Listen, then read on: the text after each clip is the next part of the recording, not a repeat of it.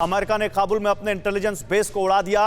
दस्तावेज और हथियार नष्ट करने के लिए तबाह किया अपना ठिकाना अमेरिका ने। काबुल एयरपोर्ट पर अटैक के बाद अमेरिका ने सेंट्रल इंटेलिजेंस एजेंसी CIA के ईगल बेस को उड़ा दिया।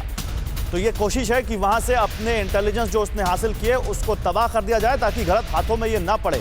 दस्तावेज हथियार नष्ट कर दिया अमेरिका ने। अपना ईगल बेस जो CIA का था उसको वहां पर नष्ट किया अमेरिका ने काबुल पर। और जब वो नष्ट किया गया उस वक्त कैसा धमाका हुआ उस वक्त की तस्वीरें अब आपको बताते हैं कि अब तक तालिबान के हाथ क्या क्या लगा है। देखिए, हम बायोमेट्रिक डिवाइसेस की बात कर रहे थे, बहुत क्लियर यहां पर बता दिया सुशांत जी ने कि वो तो अमेरिका खुद सौंप के गया है, थाली में परोस के गया उनको वो लिस्टें जिन पर उनके मददगारों के नाम लिखे थे। लेकिन तालिबान के हाथ क्या क्या लगा है और दुनिया की टेंशन क्यों इससे बढ़ती है, पहले ये समझिए। घातक हथियार तालिबान के हाथ लगे हैं, 6 लाख से ज्यादा गन, 200 से ज्यादा हेलीकॉप्टर, पता नहीं क्या क्या अमेरिका वहां छोड़कर गया जो तालिबान के हाथ लग गया। इन बायोमेट्रिक डिवाइसेस की जिनकी हम बात कर रहे थे, ये अमेरिका छोड़ के गया, वो तालिबान के हाथ लग गया।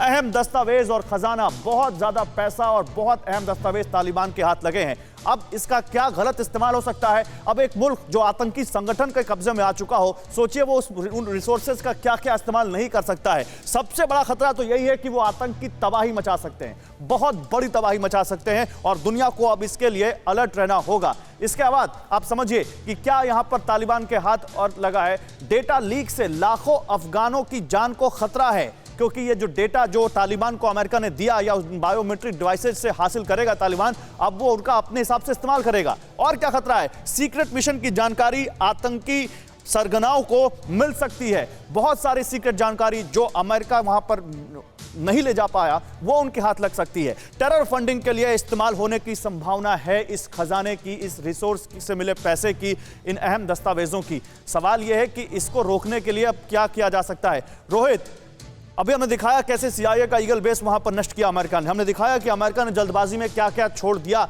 और ये अमेरिका से ही जानकारी आई कि अमेरिका से वहां क्या क्या चीजें छूट गई। बहुत सारी चीजें कही जा रही अफगान फोर्सेस को दी गई थी जो वहां तालिबान ने हासिल कर ली। क्या इसको लेकर कोई वहां पर अमेरिका में मंथन है? बहुत है गौरव।